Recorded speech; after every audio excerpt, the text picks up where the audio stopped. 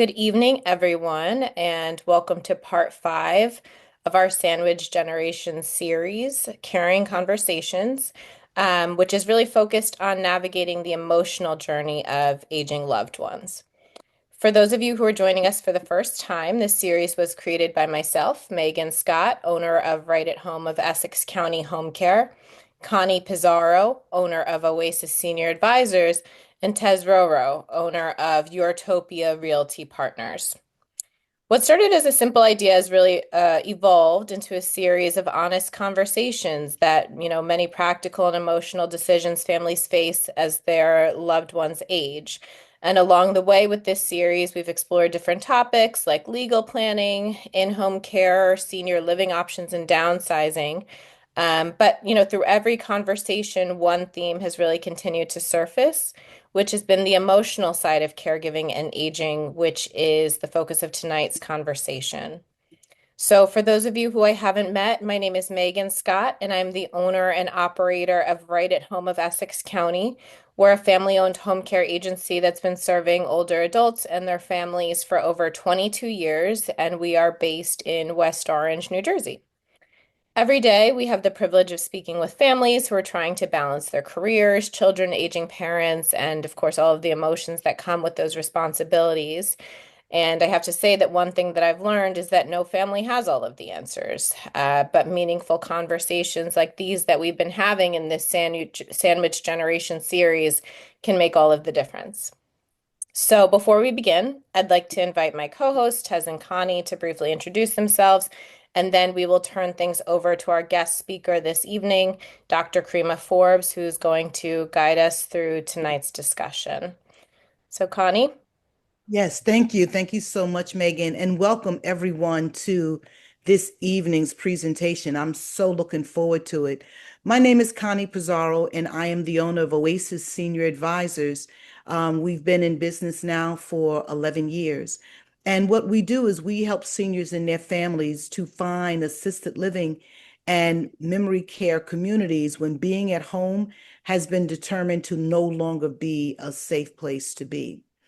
Um, One of the things that we have found to be during this time is that people don't know what they don't know, which was one of the reasons why we put together this balancing act, the Sandwich Generation Realities, is because we found so many people had questions about things. And it's not like this is something that's taught in school. It's not something really that you can even Google.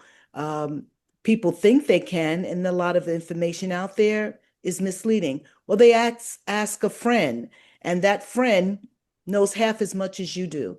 So I thank you all for being here this evening. And we ask you to spread the word about this if you find this to be informational and helpful to you, to let your friends know about it so they too can learn more. So, Tess, I'm going to turn it over to you. Good evening, everyone. This is such a magical group, quite genuinely working with Connie and Megan. We are not just in business. We got into business because of personal phenomenon that happened in our lives. And the reason why we decided to focus in the sandwich generation is we are the sandwich generation. We help, our parents and uncles and aunts and, care for our children as well. And we feel like, often we're sandwiched between two generations. There's a lot of mental bandwidth that is expected of us. And we've been creating these series to chop up different topics of caring for our older adults. And this is part of that. So for me, I'm a real estate broker and instructor in the state of New Jersey, and I have something called SRES, which is a senior real estate specialist. So it means I have specialized training to work with our sandwich generation and or their parents. So often either the older adults are coming to me for help, but more often it's the sandwich generation, right? Who's coming to me because mom and dad can no longer live safely at home, like Connie said, or they need to live closer to the adult children. And often we're dealing with decades of memory. Often this is the sandwich generation's childhood home. There's a lot of emotional attachment to the home, but there's limited bandwidth, right? So I come in and often I'm working with my clients 6 months, a year prior to even, being ready to list the home because there's a lot that goes through this. And my role is to take as much of their plate as possible by giving resources, guidance, and just navigating that. Sometimes I'm helping folks navigate this from different states or different time zones, right? And so that's my role here, and we work together with Megan and Connie. And I look forward to the discussion. This is a much needed discussion, and I'll also help moderate as well if there's questions that come up during. Great. So Okay. we will introduce our speaker for tonight, Dr. Karima Forbes. So Dr. Karima Forbes is a licensed psychologist, organizational consultant, and founder of Bloom Psychological and Wellness Consulting. She earned her doctorate in counseling psychology from Columbia University. Drawing from a trauma-informed and culturally responsive approach, Dr. Forbes supports individuals, couples, and families through periods of transition, growth, and adversity. Her work spans caregiving and family responsibilities, grief and loss, reproductive and family building experiences, identity development, relationship concerns, and the psychological impact of major life changes. Dr. Forbes has extensive experience working with caregivers and families navigating aging, chronic illness, and dementia. Her work includes the Department of Veteran Affairs REACH, Resources for Enhancing All Caregivers Health Program, an evidence-based intervention that supports family caregivers, as well as research focused on the emotional and relational dimensions of caregiving. She is co-author of research examining how beliefs, expectations, and family roles influence the experience of caring for a parent with dementia. In addition to her clinical practice, Dr. Forbes serves as Chief Operating Officer of Workhaven.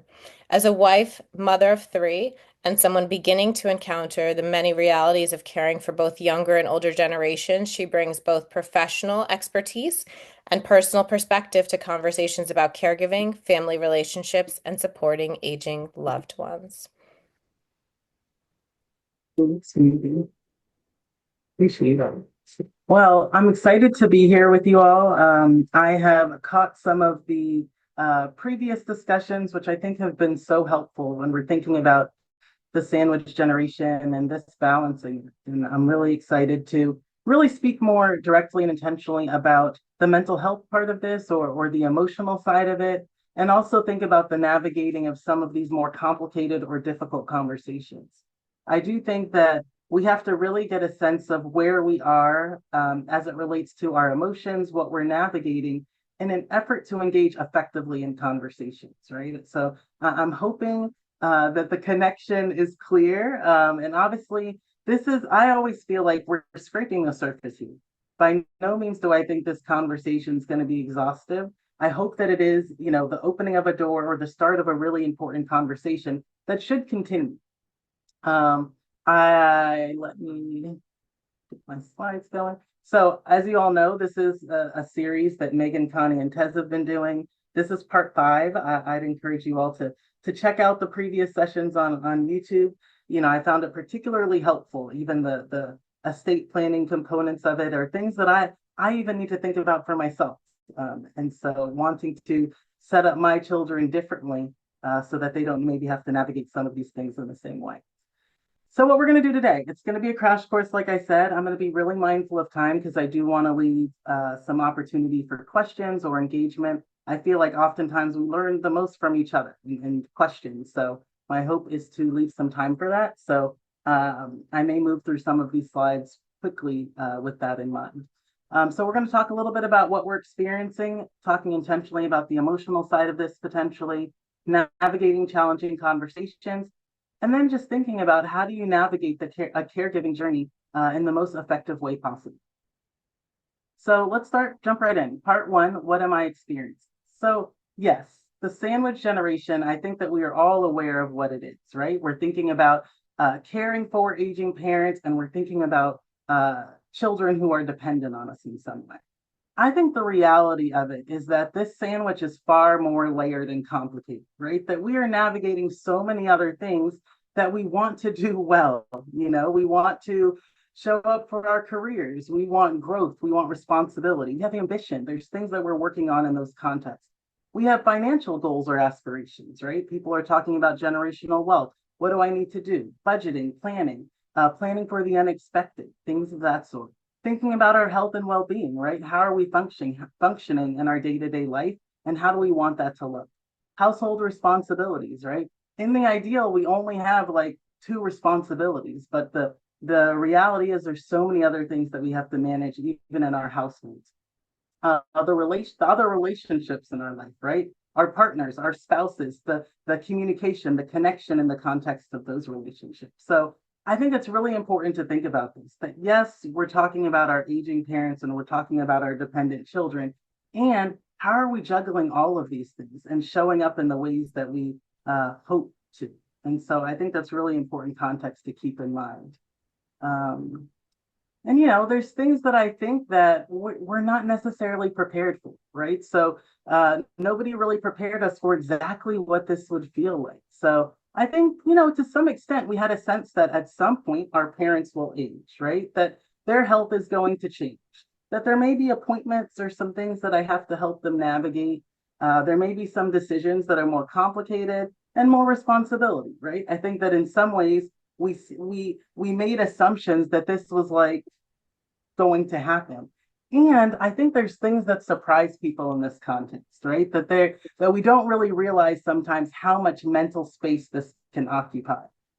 We don't anticipate sometimes all of the uncertainty, the constant worrying, the constant decision making, right? It's oftentimes not just, hey, there's this one thing we need to do, but there's multiple things that we need to do. This feeling of being on call, right? Readily available when something comes up. The guilt, right? Guilt or shame that people talk about navigating in the context of some of these decisions. I'm listening to some. Just a reminder for people to stay muted.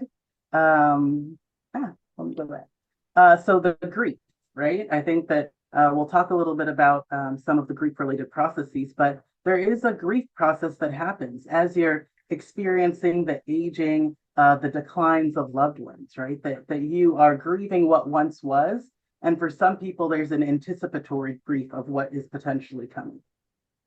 And how difficult it is to know what is enough, right? I think that there's always this question for people, am I doing what I should be doing? Have I done what I'm supposed to do? And so I think of a lot of times that adds another layer to what people are experiencing in these contexts. And then, we have to talk about the emotional contradictions, right? And that both of these things can be true. And this is a concept I'm even trying to teach my kids, right? That we can hold multiple feelings at the same time. And so I think it's important to recognize that, yes, you can love your parent and feel frustrated by some of their behaviors or some of the things that you're having to navigate. You can want to help and need a break. There's overwhelm, burnout, all of these things are very real. So I think it's important to recognize, again, you can hold that both of these things can be true.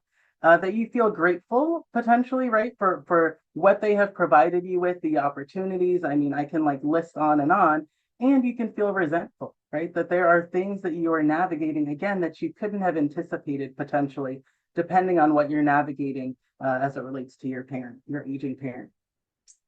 You can want more and feel overwhelmed, right? And so I'm speaking about this a little bit more intentionally or directly when we're thinking about our aging parents, and you can navigate some of these same contradictions when you're thinking about your dependent children, right? That there are things that you love, obviously you love your children and you feel frustrated by something. So I am going to speak more intentionally about aging parent. I do think that a lot of these can apply to the other side of this sandwich as well. So just keeping that in mind.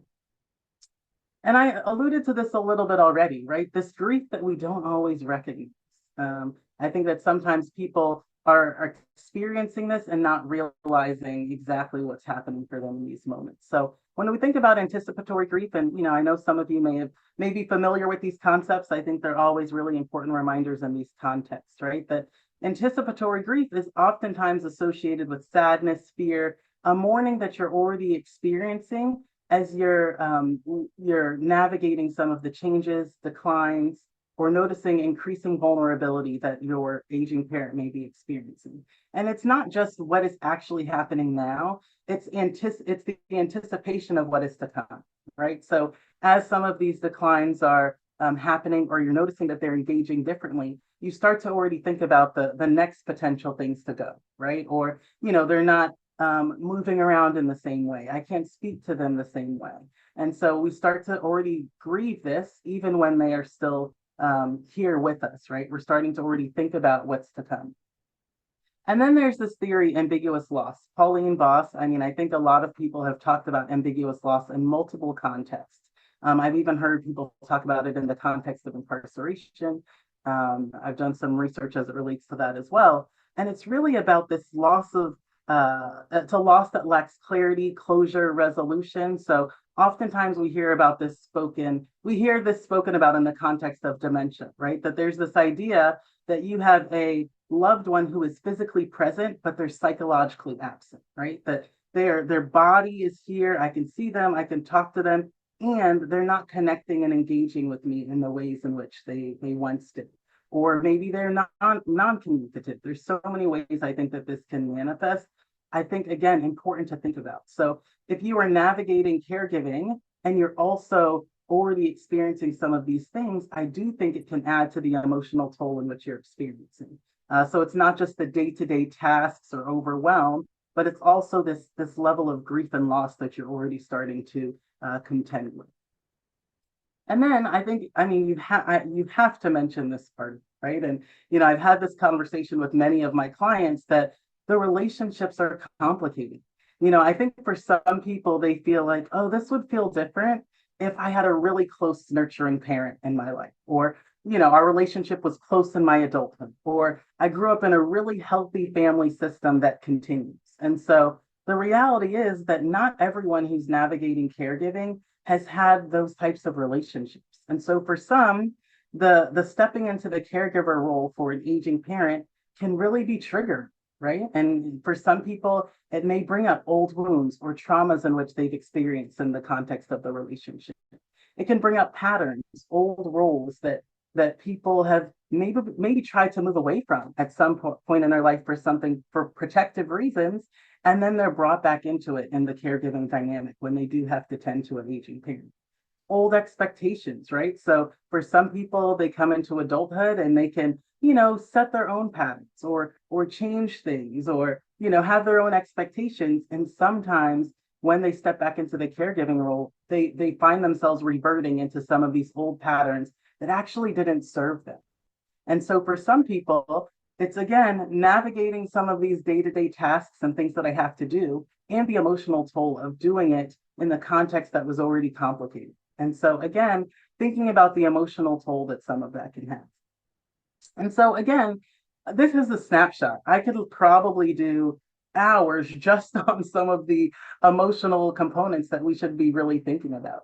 Obviously there's things that come with burnout and overwhelm. We can, think more about that. We can think about the effect on our mood, depression, anxiety, right? If our worry reaches a particular threshold and it may be manifesting physiologically in some way, we can think about some of that as well. And so this is like bare minimum snapshot, but things that I want you to think about that could be contributing to some of what could be navigated in these dynamics. So challenging conversations. And, I think I started with some of the more concrete parts of the emotional impact or what can be happening emotionally, because I do think that if we're not aware of what we're carrying and what could be impacting us or contributing to our overwhelm or stress, then oftentimes this impacts our ability to engage effectively in conversations. And it oftentimes doesn't play out the ways in which we're hoping. So my hope here, I went back and forth on the best ways to have this conversation.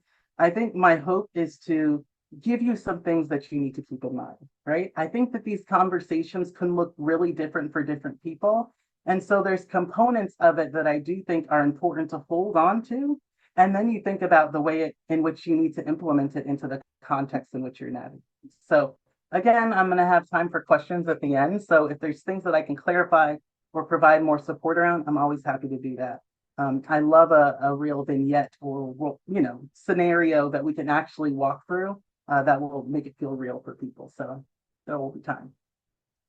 So when we're thinking about navigating some of these challenging conversations, honestly, I like to take it back, right? And I think oftentimes when these conversations happen or when we notice that there's heads butting or we're not agreeing, oftentimes, yes, the thing that we're talking about is important, but oftentimes it's more loaded than that, right? So we might be thinking about driving, driving's no longer safe, or thinking about home care related options or assisted living or downsizing or conversations about memory related concerns, and maybe you need to take this medication or go get this assessment. I think those are real issues, yes. And I think that oftentimes for the other in whom you're having this conversation with, it's far bigger than that, right? That driving or home care or assisted living, all of these things could be related to other things and actually trigger other feelings for them, which, not everyone can communicate it clearly. I think this is for us to kind of keep in mind in terms of what might be impacting the way they're engaging with us, right? So some of the things that might be beneath the surface or that they're not saying or naming directly are the identity related pieces of this, right? People who have been independent their whole lives, or they've been able to move pretty freely and not have to ask or help or get help with taking a shower or the bathroom, or someone preparing their medications. I mean, I can go on, but for many people, there's an independence identity related piece of it that also comes up that oftentimes is what's fueling some of the resistance. So we can think about dignity, fear, loss, right? The loss of again, being able to do the things that you typically could have done independently. And so recognizing that sometimes we're having a conversation here, but really there's these other things contributing to their engagement. So really thinking about what making some of these decisions actually means for the other, that it's so much bigger than just what we're going back and forth about. And so again, I've started to mention this already. How do we look beyond some of these initial resistance and these difficult dialogues that were happening, right? What's the resistance actually about? So I had the iceberg image in the last slide. What's underneath? And again, this is not necessarily for the other or your parent to be able to acknowledge on their own, right? I think when we're really thinking about effective communication, it's really some of these insights that I have. And so some of these things may not ever show themselves outside in the conversation. However, that awareness can help me navigate this conversation more effectively. So when we think about the resistance, they might be refusing help, they might be arguing. It was just this continuing this back and forth. Avoiding is a big one, right? They don't even want to talk about it. I say I'm going to come over and we're going to talk about this thing, or that I'm going to call, they don't answer. There's an avoiding of the conversation, criticizing, shutting down, so just disengaging, not even responding to some of what you might be bringing up. And so recognizing the fears that may be there, what's driving some of their resistance? Is it, like I said on the last slide, a loss of independence, control, identity? For some aging parents, they already feel like a burden and recognize the weight that this further puts on their children or grandchildren or whomever is showing up for them in those contexts. And then there's also fear of the unknown. In the same way I talked about ambiguous loss for the caregiver, for the aging parent, they're also seeing some of these things shift. And so for them, it's scary in that way as well. But I'm already recognizing some of these declines or shifts or things that I need more help with. What is to come? What's next? And so I think for some people, even that part of it or processing of that can feel really difficult. So when you're thinking about the resistance and what's potentially contributing to that fear, or what's the underlying fear, then I think we can think about how do we engage intentionally in terms of what they may need in some of these moments, right? And so I think for some people, this can look very different. And I think we do have to obviously recognize the functioning level of our aging parents and what we're able to engage with them around. But for a lot of people, choice is still really important. And so I say that lightly because we'll talk about it later too, because it doesn't mean that they get to choose if they go to this assisted living or not, but are there ways I can still give them some choices? So recognizing, yeah, that there's some decisions that have to be made. And how do I still honor choice in someone or voice? How do I create space for them to voice their concern? Even if I don't agree with it, it doesn't mean that I can't hear them and acknowledge and validate that feeling, even if I don't agree with their decision or what they think should be done. And how do we also give some reassurance? So again, I think this is helping us kind of pull back a little bit to think about what could be happening in those moments and if there's ways in which we can engage differently to better serve us as well. Because it doesn't serve us to just argue about these things. It oftentimes moves us further away from what we're actually wanting to happen in those moments. Okay. No, there's no perfect conversation. Like it's just not. It's just not. And maybe there's those of you who have had a really awesome experience, and I think that it is possible, I guess. However, oftentimes this is like a series of conversations. And so I think I've worked with a lot of caregivers who, want to like perfectly script this one conversation. And I've seen them put serious effort into it. And they're trying to be mindful and think about, how to frame it so that it can be heard and received. And I often try to tell people that like this is the start of a conversation, like, or you're opening the door to a larger conversation and recognizing that the reality is there's just probably many conversations. How do we keep things bite-sized or small? How do we ensure that we're having respectful conversations in the ways that are in our control, right? Because I recognize when an other is involved, I can't control how they show up. I can think about how I'm going to show in the way that I can control. Oftentimes, if it's bite-sized, then we probably have to repeat it again and again, or we have to think about how to present it in a way that we can keep it bite-sized so that they can hear all the things. And then we build on it over time. And again, I'll talk about this a little later. I recognize for some people, time is a luxury. You don't have months and months to have this conversation. However, if you are starting this conversation earlier, then we want to be mindful, right? Do we really need to rush it?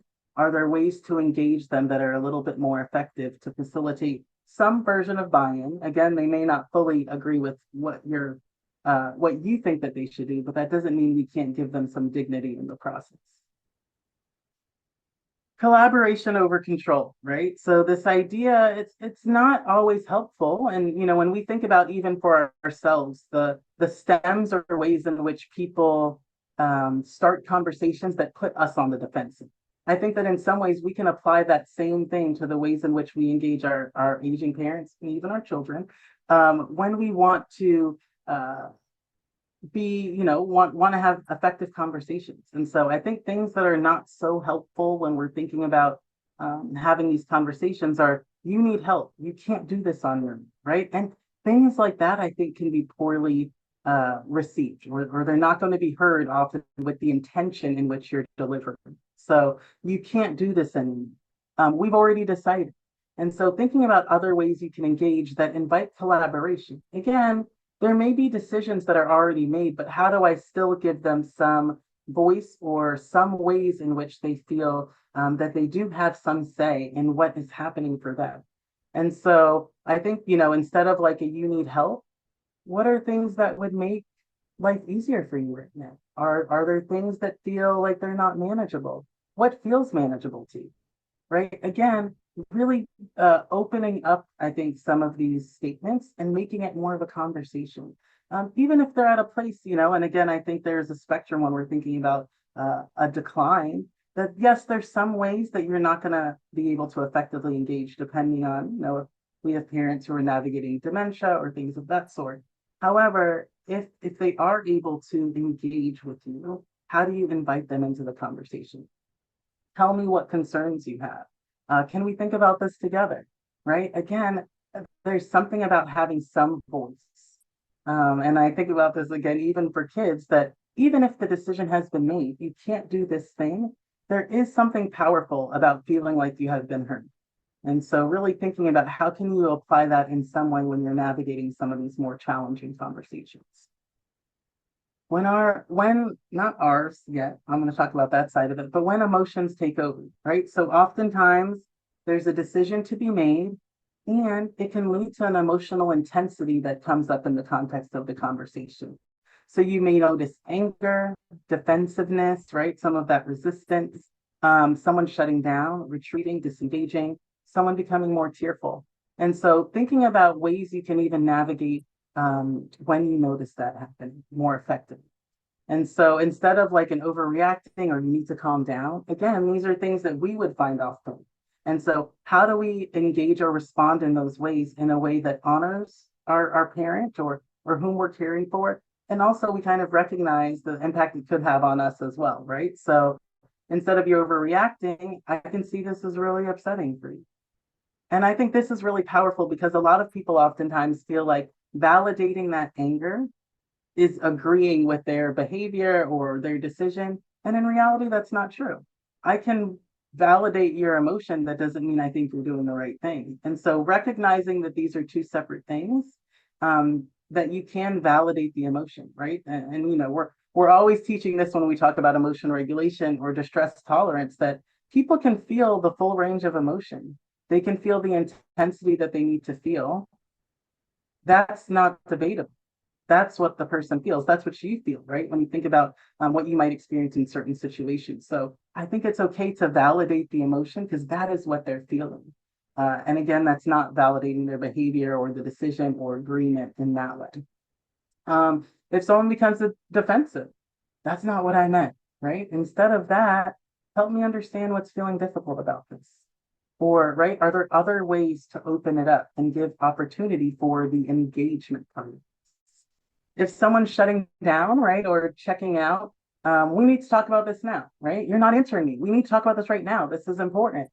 Again, something that can further put them in what they're at, right? So they may shut down further because of the engagement in that. So, you know, maybe we don't need to solve everything today, right? Is there one part of this that we need to talk about? Or let's talk another time. And really, again, being mindful of what actually is going to be effective in that moment. Because if someone's shutting down, everything you're saying is there, it's not landing. And so it's really not an effective time for either of you to engage. If someone's becoming tearful or you're observing the emotion in that way, you know, I think for some of us, we'll go into like real caretaking mode in that moment, right? Like, how do I fix this or make them feel better? Should I like retreat on what I was saying? Should I change my mind? And again, the power of validation in this moment. It's like, I know this is really upsetting, or this is really difficult. I know this is not easy.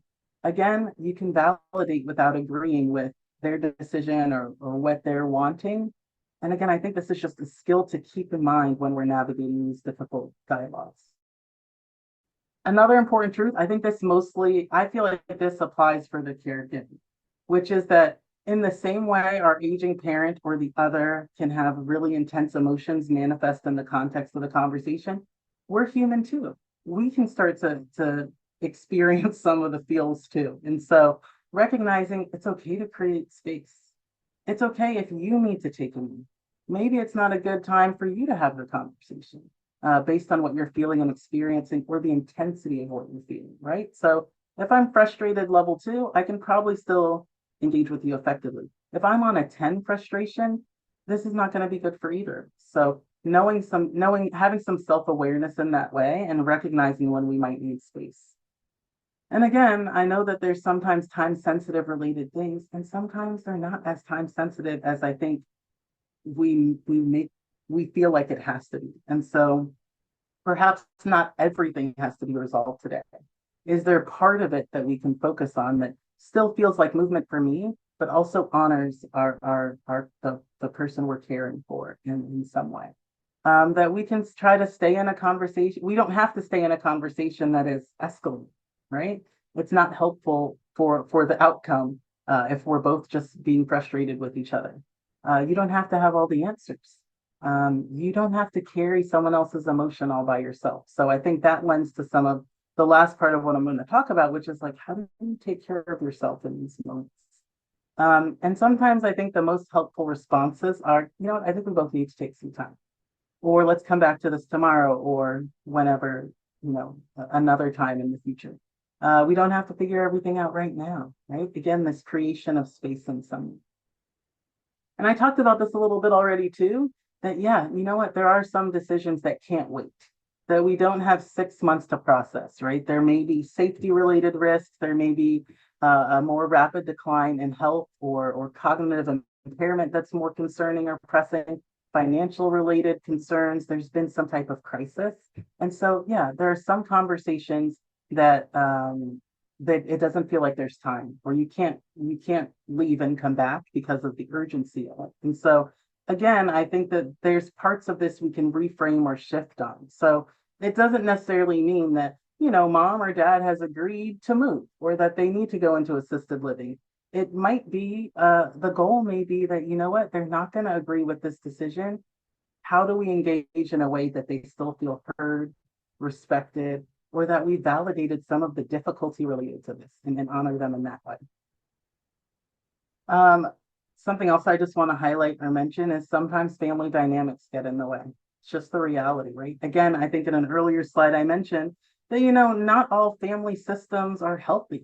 And so oftentimes when caregiving is happening, there may be interactions with families that have had challenging history. You're not coming into it with a blank slate, right? There are different experiences, dynamics, relationships, different fears are coming in, different beliefs, different outcomes that people think should happen, or I mean, all kinds of things. And so for some people, it can be really difficult to proceed in caregiving in the ways in which we think would be most helpful, because you're also navigating these other dynamics and other family members who feel like they know what's best, right? And so I think oftentimes when I've navigated or helped to navigate some of these conversations with families, I think that oftentimes we have to pull back. And it's really about how do we hear each other in these moments. I think I've always been really struck by the underlying for everyone is oftentimes the same. The way in which they think it should happen is what's different. And so there's something powerful for people to recognize that some of their underlying fears or the worries that they have about their parent are pretty similar. They just sometimes think the outcome is different. And so again, it's not one conversation. It's oftentimes been multiple engagements. However, it's been really powerful to create space where people are actually hearing what each other's fears are and understanding better why there's resistance. And so again, just thinking about that, this is likely going, for some, may get in the way of some of these, or not get in the way, but be part of some of the challenging conversations that we're having, that it's not just with the aging parent, it can oftentimes be with our family members as well. Cognitive changes the rules, right? I can talk to you about all these things that could be helpful for you to keep in mind and to think about. And I think we have to also be mindful that when there's cognitive change or cognitive decline, then we can't always engage in ways that feel effective anyway. And so really thinking about what actually is important. How do we provide reassurance or redirection or emotional, or lean on emotional connection in some way, right? When we can't have these rational conversations. So if there is cognitive change, then we have to really think differently about that. And I think this iceberg still applies in some ways, that there are fears or different things that are contributing or happening in some of those moments. Okay.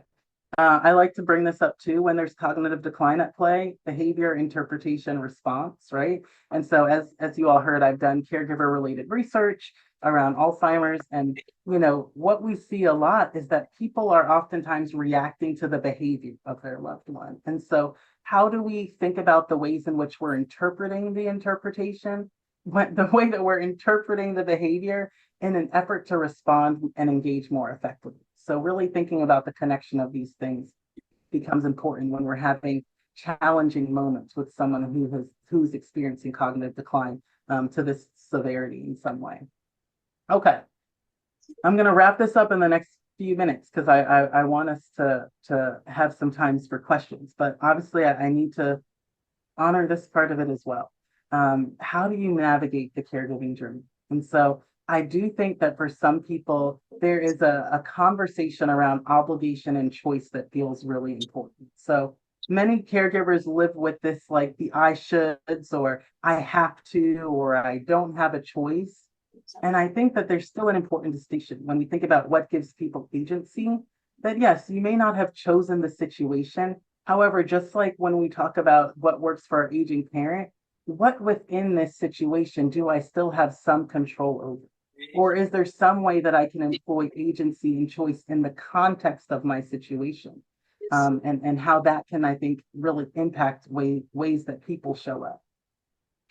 I do think it's worth mentioning values, culture, guilt, right? I think that, as mentioned in my bio, I've done a lot of work even in the cultural context and recognize that, for people who have grown up in particular places, the expectations can look different, right? When we think about some of this individualistic versus collectivist society. And so the pressure to take care of your aging parent can feel different based on some of those cultural expectations that you maybe navigate. So I like to tell people this is not like a conversation of like your values are wrong or your culture is wrong, but how do we honor someone's values and honor the things in which they're needing to live life fully for themselves, right? So really thinking about are there other things that we can employ that still honor what we feel like our cultural values are and expectations and still serve us in some way. Obviously, this is like scraping the surface. I think that's a larger conversation, but recognizing that that is important to consider and think about when you're trying to figure out what's sustainable for you in this journey. So really, I think sometimes thinking about what's impacting our decisions, right? Again, I think this value conversation can be really powerful for people. Is the way that you're navigating caregiving, does it align with your values? Is it sustainable? Especially when we're thinking about being a part of this sandwich generation, right? And all the things that you're trying to juggle. And again, are there areas in which you still have choice? And so I think this is the last slide potentially. But again, thinking about skills that are important for caregivers. And again, this is not exhaustive. I could have like listed out all the things in terms of self-care or making time for self that are important, but I think that some of these skills are particularly important, especially when we're thinking about some of the ways in which we're thinking about this, reframe for ourselves, the importance of things like boundary setting. What is yours to do and what is not? Are there ways that you need to honor your non-negotiables, right? Are there boundaries that are very firm for you? And what does that look like? And how do you employ that? Do you need support? Do you need help? Things of that sort. What's sustainable for you? I cannot tell you I cannot tell you how many caregivers have burnt out or they get overwhelmed and they can't show up in the ways that they want to for their parents or their children. And so being mindful of the importance of boundary setting, asking for help, most effective when before you're depleted. I think a lot of people reach out for help and support when they're already at the burnout point. And it's even harder to think about what you need in those moments. So the importance of really preparing your caregiving team, those people that you can depend on before you're really in the midst of it, right? Or before you're in some of the more demanding parts of it. So are there friends? Are there therapists? Are there family members, loved ones? Who can you depend on in those moments? Self-compassion, I think caregivers can be their hardest critics, that oftentimes they would be much more compassionate with others who are navigating similar situations. So really thinking about how do you navigate caregiving and still show up for yourself. And for some people, they feel like they need permission to take time for themselves. So I always ask people, what do you need permission to do right now? Do you need permission to ask for help or to feel like you can take a break or take a moment? And then lastly, I think reality acceptance becomes really important. What's in your control and what's not in your control. Working with the situation you have and not the one you wish you had. Oftentimes, I think a part of the grieving process is also the way that people thought this should be, right? That my parent would be a great grandparent and they would show up for my children until they get married and have their own kids. I mean, sometimes some of the acceptance is recognizing that things may not play out in the ways that she would have hoped for. And then lastly, just some reminders. This can be really hard. It can be really challenging. There are communication skills and strategies that can be helpful. And I think a lot of it is about the pulling back for us. I think sometimes we're just in it, and we don't take moments to think about how to navigate it differently or potentially more effectively, or that we don't have to have a conversation that looks one specific way. Not every conversation ends in agreement, and that's not always the goal. And so recognizing, I think a lot of people are like, all right, at the end of this conversation, my dad's going to agree to go to assisted living. And that may not be realistic. And so again, sometimes we have to put a reframe on some of our expectations for these things. And then lastly, caregivers need agency. It's not just about self-sacrifice, right? It's still, I think there's power for people in recognizing that they still have some choice in the way this looks. It doesn't mean that the situation you can change, but are there things within that that you still have some agency related to? And I think that's it for my slides. But definitely, I haven't looked at the chat, but want to open it up for questions, comments. You know, I'm sure people have had their own experiences they may want to share, so please feel free.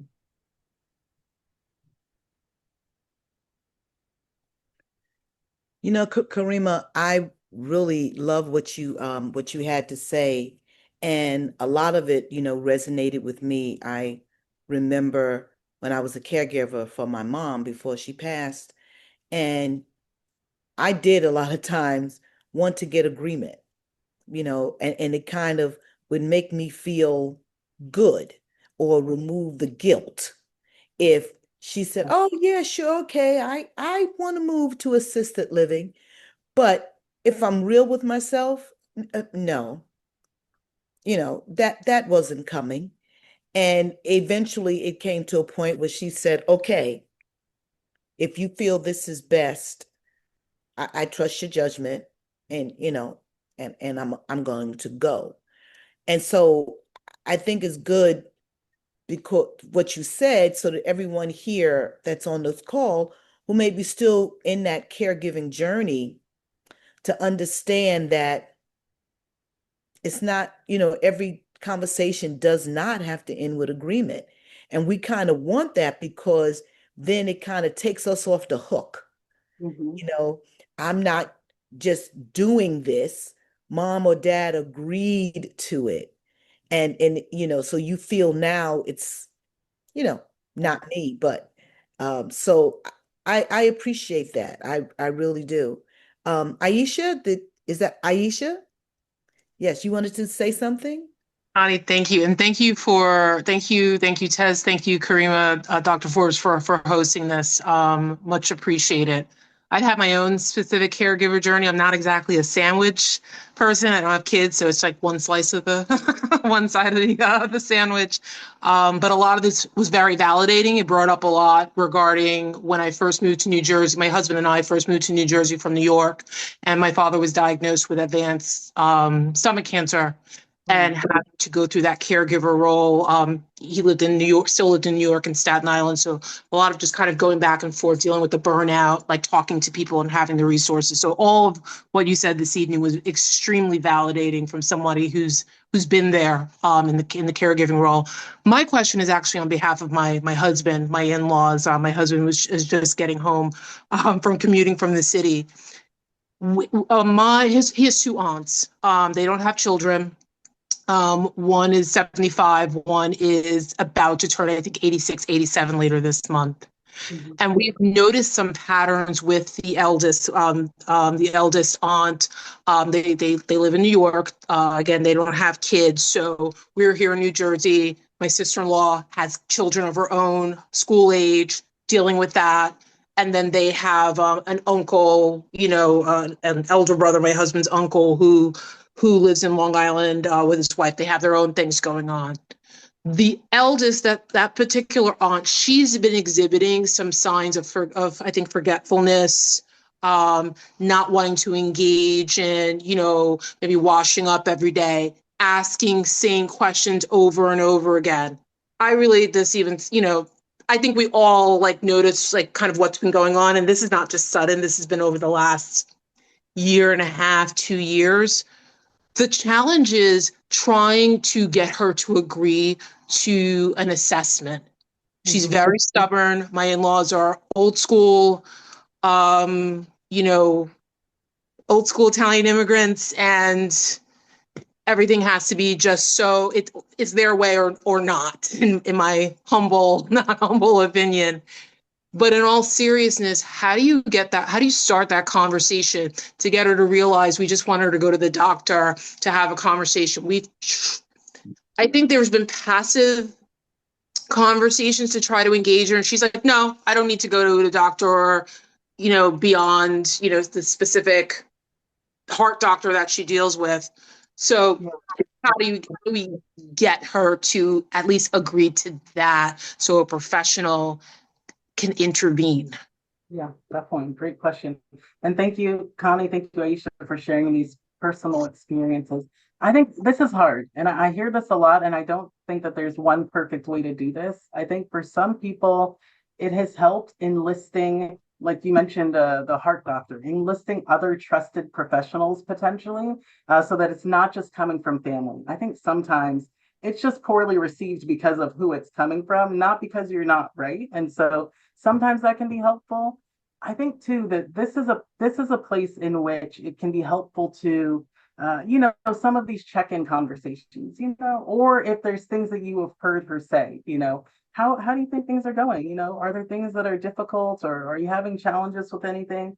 I think it becomes important to see if there's ways in which you can get some buy-in, right? So if she is saying, "Oh, I noticed this one thing," or "Man, whatever insert concern that she may be bringing up, if there's ways to hitch her getting something addressed that she thinks is important in that context. And I've also talked to people about, well, we also need to think about the language, or why does it have to, assessment comes with its own connotation.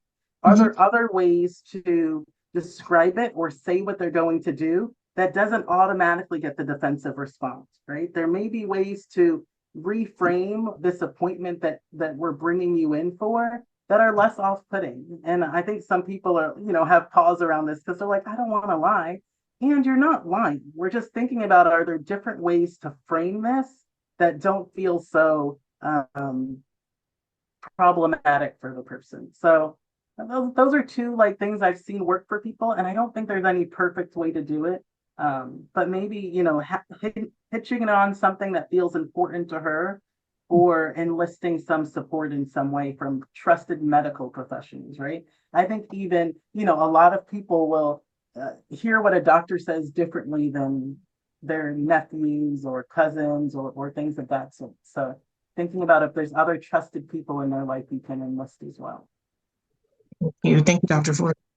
I think No problem. that's great. And if I may just add here, Yeah. I love the reframing of calling it an assessment. Like even if it's not age-related thing, maybe it's neurodivergence or whatever. I think the word assessment Yes. has this connotation of there's going to be a label at the end of that assessment. And maybe that's the fear, right? That the table that Dr. Karima showed. So reframing could be helpful. The other is, maybe you can frame it as like, at the age of 40, there's certain things that we have to do. For women at the age of 45, there's certain things that men have to do. Kind of positioning it as like, this is normal. A lot of people do this. We just want to make sure everything is okay.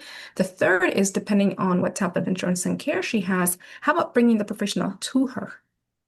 Mhm. Right? So some of the things that you're concerned about, she may consciously be aware of that, and they may be perhaps fear or shame of going to that place and being judged, right? In a place that's not her comfort zone. So maybe if it's an RN or whatever, if there's a doctor who does house calls, offering that opportunity so it's in her space.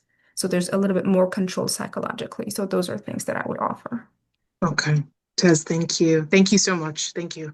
Thank you. Aisha, what part of New Jersey do you live in? So I'm in West Orange, West and Orange? my Okay. in-laws are in Queens. Okay. Okay. Because I do know visiting physicians in New Jersey, even in your area, but I don't know about Queens. But I can check, and see about that, because what Ted said, that is good. If you bring them there, then they feel as though it's their space and they're in control. Yeah.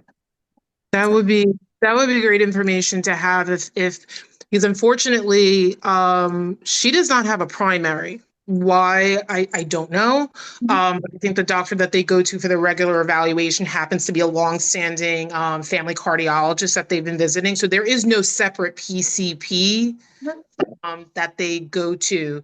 So all of their kind of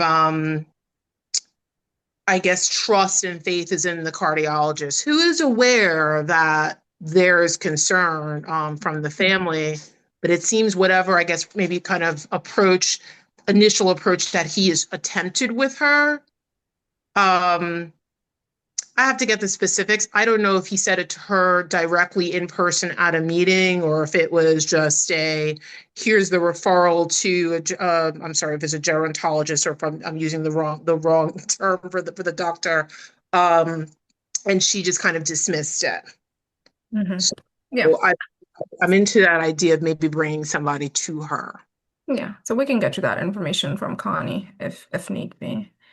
Thank you. Um, yeah, of course. Did anybody else have any other questions? You have a question, Manuel? I'm sorry? The day's going well. Thank you. Thank you. Um, I Sharon,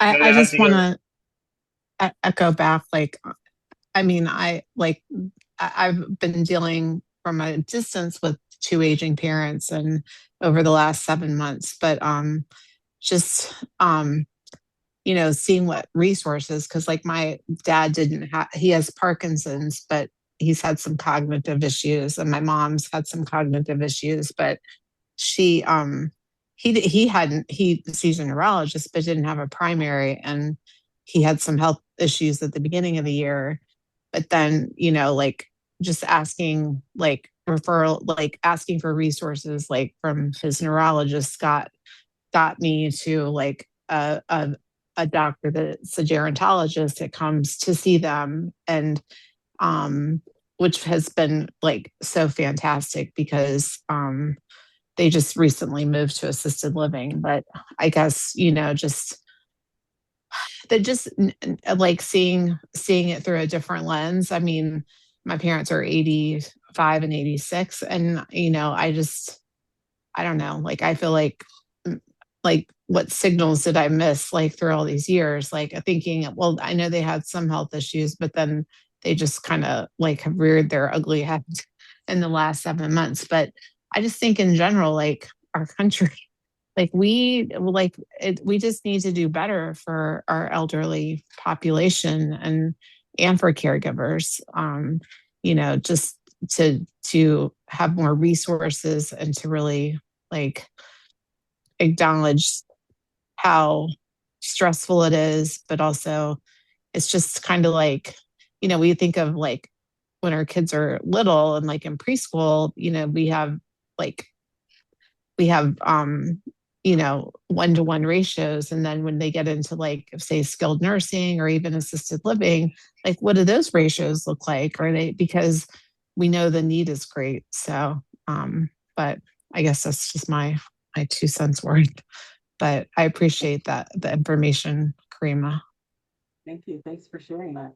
I mean, I think that's this resource part of the conversation is so important. And that's something I hear a lot from caregivers, right? That, for some people, they find spaces like this where people share different resources, but a lot of people feel really isolated or alone in trying to like figure it out.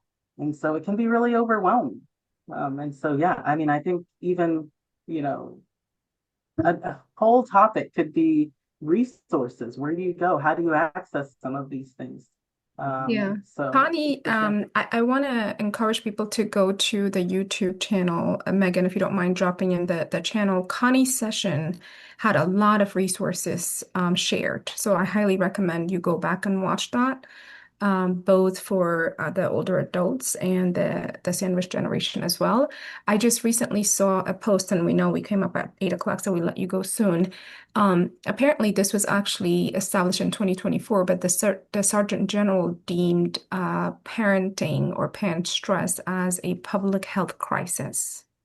And it's not just parenting down, but because we're also caring up as well, right? So we are under-resourced and we're spread thin, and there's so many things. Social media had a lot to do with it as well. That was part of the component, but I thought that was an interesting research, and you can drop it in Notebook LM if you don't have the time to read to kind of create an audio book out of it and listen, but it's multi-layered. I'll ask one more question and then we can close it up, Karima. You touched upon the idea of family dynamic.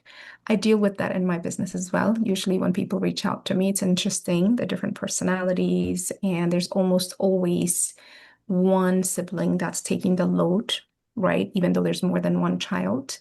So I'm curious, like, what would be your advice in approaching conversations like that? So regardless of where the siblings are located or their age or their capability, the load is not just, on one person. How to navigate it so that the load is not on one person? Yeah. Oh, that's a tough one.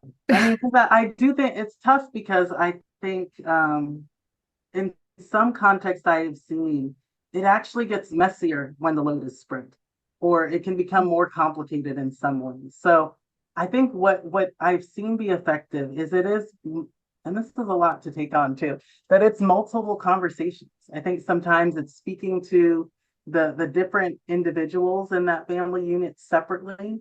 I think we have to get a sense of, again, some of these like underlying fears, worries, what's doable, what's realistic for people.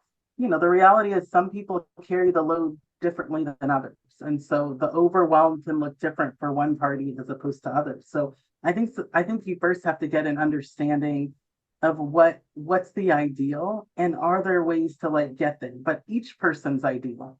Because I do think that I have seen it get more messy when there's this like everybody has to show up 33%. All three of us have to do exactly the same, when that's not everybody's strengths. Or are there ways to have a conversation where it's like, you know what? This person's like, their strength is the estate part of things. And this other person, they communicate so well with the assisted living. And this other person, and so I think that you have to like understand what the ideal is for each, what their fears are, what they're worried about. And then you can come together with a plan that might make sense for everyone. But Yeah. even then it needs retweaking, because I Yeah. think it needs tweaking, because as things progress, this may still need to change. This may not work the way it's functioning now. And so it's a open door conversation that I think actually is many conversations. Yeah. Yeah, Yeah. that's You know, my first thoughts on Tez, if I can jump in there, I just wanted to mention that, well, one, I agree with what Dr. Karima said, that sometimes when more people come in and too many chefs in the kitchen.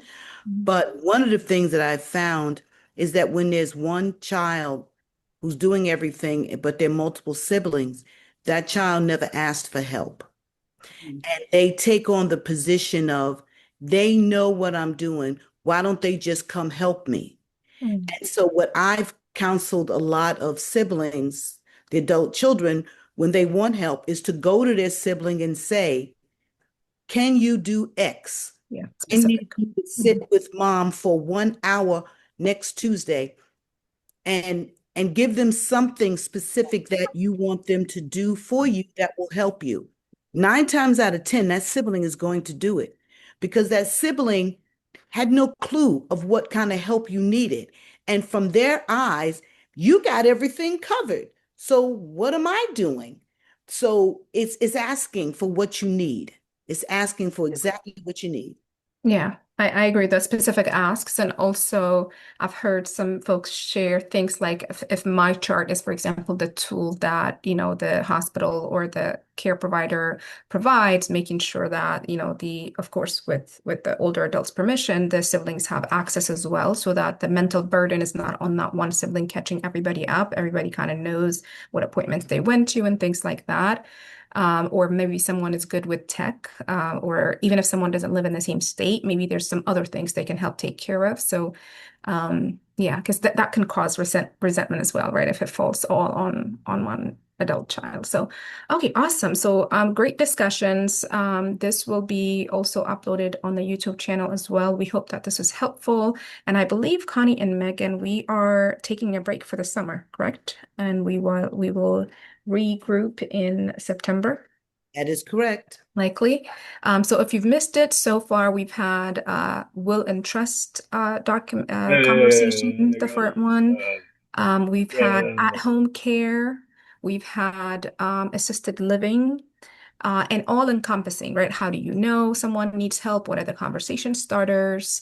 What are the resources? We've had when home is no longer safe for them and they have to discard of that property. How do we deal with that and the emotional bandwidth and different decision makers? And then leading up to the emotional side of things today. So it's been a all encompassing.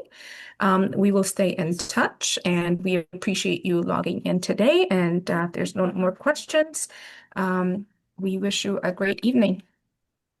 Thank you, Dr. Karima. Thank you. Thanks.